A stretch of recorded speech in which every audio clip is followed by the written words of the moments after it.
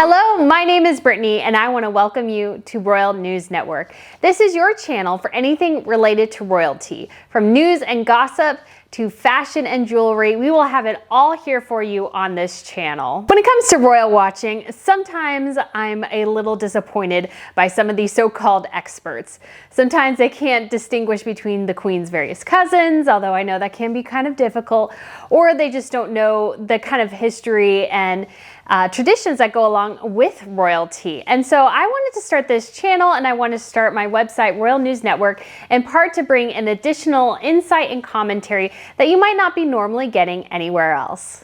I've been a very dedicated royal watcher for about 10 years now, and I've really developed a very keen sense through kind of my journalistic skills and also my research skills about what goes on behind various palace walls. On this channel, of course, we'll discuss the news and gossip going on, but I'll also provide you with some commentary, some in-depth analysis that you won't get anywhere else from somebody who's been watching royals, not only the British royals, but royals across Europe very, very closely.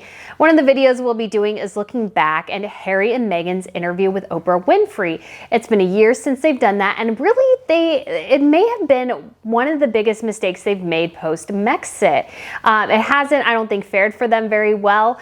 There are a couple of inconsistencies, some falsehoods in there, particularly relating to their comment about the Archbishop of Canterbury marrying them a couple days before the wedding. He actually came out and denied that, and you actually cannot find the full interview on the internet anywhere. I've checked, but if somebody else has a link, yes, please send it my way. I'll also do a video about Prince Charles's plans to slim down the monarchy. And now this is not a trend just related to Britain, but it's a trend across Europe, from Denmark and Sweden to Norway, Spain, the Netherlands. They are all very conscious of the burden that sometimes royals can put on the taxpayers. So they're very much limiting who can actually represent the monarchy in the future. And Britain is going down the same line, and that's had some interesting family dynamics to it as well. So we'll discuss that. And we won't be just focusing on the British. I mean, I know everybody loves the British monarchy. They love Kate Middleton, the Queen, Prince William. People used to love Prince Harry. That's kind of gone by the wayside, but I will also be discussing royals from across Europe. My favorite royal is probably Queen Maxima. I love her style. I love her use of jewels. And so we'll be discussing some of that as well. Some of those families you may not have heard of. Some of these controversies that kind of interestingly, you know, Sweden has kind of an interesting family dynamic because the king really wanted his firstborn son, who is his second child, to be the heir presumptive. And it actually ended up being his first child. They changed the laws and it ended up becoming Crown Princess Victoria, and so there's some hurt feelings about that. You got Norway, the princess there, so this is the second daughter of the king who kind of listens to angels and is dating a guru, and so who's connected to Gwyneth Paltrow's Goop. And then you had the Monacos and the Monaco royal family and all their kind of disastrous love connections. That family has had some pretty rough luck when it comes to love. And so we'll be discussing all those different things, and I will be giving you insight that you may not have heard of, introducing to you to people who are awesome and do incredible work as royals across the continent. But what also makes royals fun is the fashion and the jewelry. So what we'll be doing as well on this channel is we'll be doing some top 10 lists, favorite royal wedding looks, favorite royal wedding dresses, favorite royals in terms of fashion and style. My favorite royal wedding dress, be prepared, it might shock you. It's definitely not Kate Middleton. And so it's just be really fun to go through that. I love fashion, and I love especially the provenance of jewels. It's been really interesting to see kind of the history of tiaras and how they reflect how these families have intermarried and mingled over the centuries. So for example, in the Netherlands, there is a tiara called the Stuart tiara, and it actually has a couple different settings. We've seen 3 that Queen Maxima has done. And one of them has a giant, I believe it's 40 karat light blue diamond that sits at the top. And this diamond has been around since maybe the late early 1700s, and it kind of bounced between the Netherlands and England because obviously there was King William of Orange, and I believe she was married to Queen Mary. I believe that's how it worked.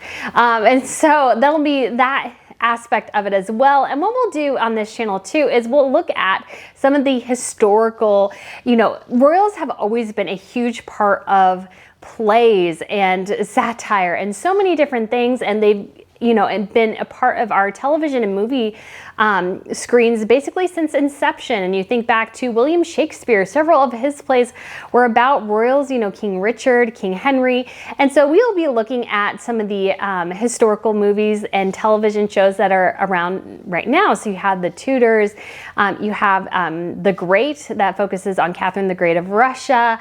You have just so many different ones. Versailles that focus on King Louis XIV in France. And so that'll be a lot of fun. And then as well, when we get to it, and I'm super excited about this as well, I'm a historian by training. We will be doing some deep dive and analysis on historical royal figures as well. Just kind of an interesting thing, based on kind of what's going on in the world right now is kind of the tensions between Peter the Great of Russia, who Vladimir Putin kind of models himself after, and King Charles of Sweden. They had a huge rivalry. King Charles of Sweden eventually died on the battlefield, and so and they just clashed until the end. And so you have this kind of interesting history. We're looking at Europe right now and what's going on in the world, and you realize there are some deep historic, ties going back centuries, how these different countries, their lines in some cases are rather new. This is especially true in Eastern Europe. But if you look at Germany and Italy, they're actually new countries pretty much. They're younger than the United States. They were both created in the late 1800s because both countries had small little kingdoms rather than one giant one. And so you have, like Prussia, you have Bavaria, and then you also have in Italy, you had Milan and Venice and, what is the other one? Florence. And so all of those were ruled by different, some of them were kind of dukes, some of them were republic in the case of Venice, but then you have all the little kingdoms in Germany as well. So there's this very interesting dynamic that's going on right now in Europe, and we're seeing like the historical really significance of what's happened centuries before coming back right now. And so we'll be talking about all of that, and I'd love to know your thoughts. If you have any topic ideas, anything you want to discuss, learn more about, like, how do royal orders work? Those sashes they wear, what do they mean? They have those little pins that they wear with the monarch's faces on it as well. What do those mean? Why do some people have a whole chest full of various medals even though they never fought in a battle? Why do all those things happen? What does precedence mean? How do you curtsy? How do you greet the Queen? And this year as well, kind of ending up, we will have the Queen's Platinum Jubilee. I'm planning to go to London.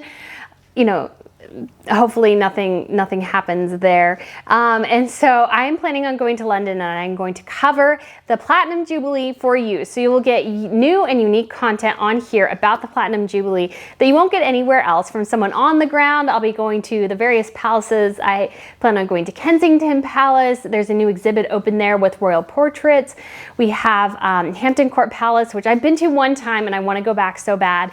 Because it's just such a gorgeous, it's red brick, it's beautiful.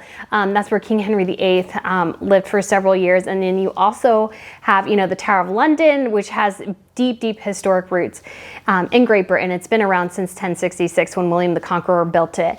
And so it's gone through many iterations as well, but it was used as a prisoner. There were prisoners from World War II still kept there in the 1940s. And so it's been used as a military installation for such a long time. And so I'll be showing you, going through London and showing you some interesting sites, and hopefully we'll get some great coverage of the Jubilee as well. I'm so excited.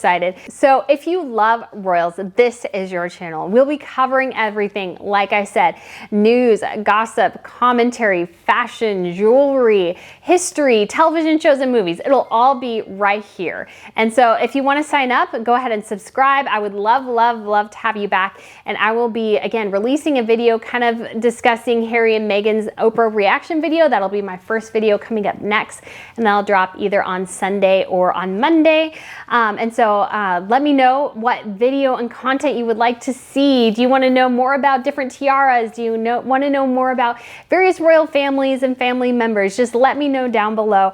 I would love to tailor my videos to what you guys want to see, because I love talking about royals. I love talking about history and fashion and jewelry. It is my passion. It is my happy place. So again, please feel free to subscribe, and I look forward to seeing you very soon. Bye.